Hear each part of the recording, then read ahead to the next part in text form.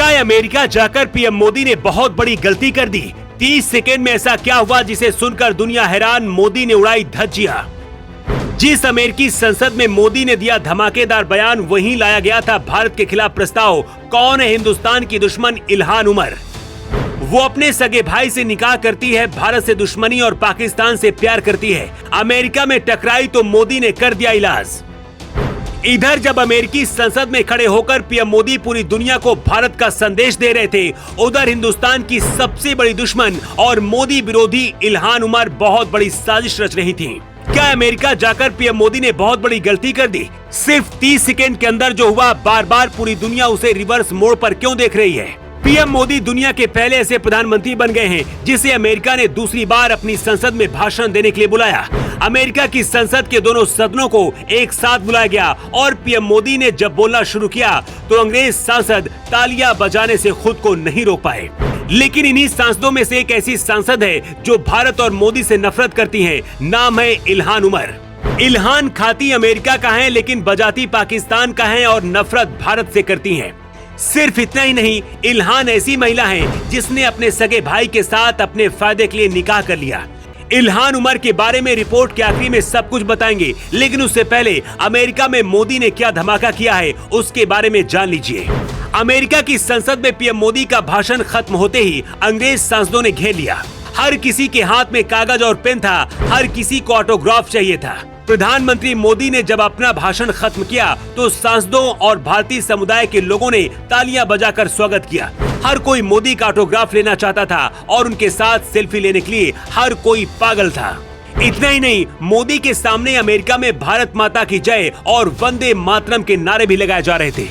लेकिन इस भीड़ से अमेरिका की दो सांसद राशिदा तलैब और इल्हान उमर गायब थी। मोदी और भारत को बदनाम करने के लिए इन दोनों ने भारत में अल्पसंख्यकों का शोषण करने का आरोप लगाकर पीएम मोदी के भाषण का बहिष्कार कर दिया।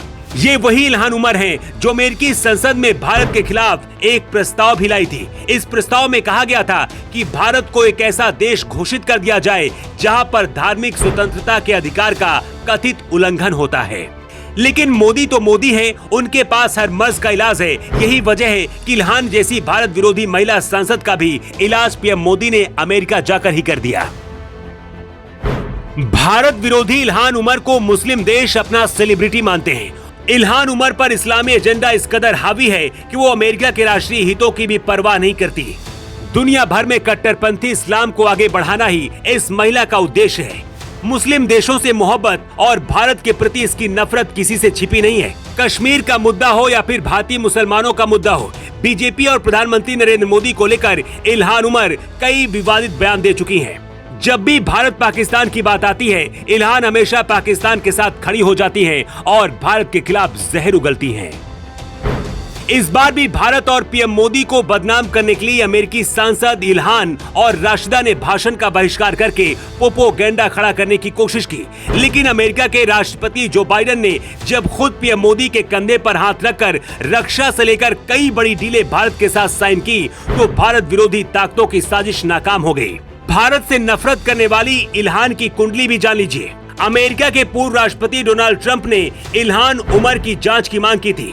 ट्रंप ने कहा था कि इल्हान ने अपने सगे भाई से शादी की है और गैर कानूनी तरीके से अमेरिका आकर बस गई हैं। भारत की बढ़ती ताकत से भारत के दुश्मन देश परेशान है।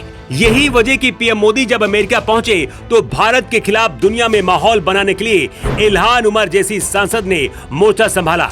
लेकिन भारत अमेरिका के बीच जिस तरह से बड़ी डीलें हुई, रक्षा से लेकर व्यापार और अंतरिक्ष में डील हुई, उसके बाद विरोधियों के सारे अरमान पानी की तरह बह गए। लेकिन अभी भी कुछ लोग सवाल कर रहे हैं कि पीएम मोदी को अमेरिका नहीं जाना चाहिए था और पीएम मोदी की यात्रा बेकार है। क्या आपको भी ऐसा ही लगता है? इस पर आपकी क्या राय है? कमेंट बॉक्स पर लिखकर आप जरूर बताइएगा। द राष्ट्रहित के लिए ब्यूरो रिपोर्ट।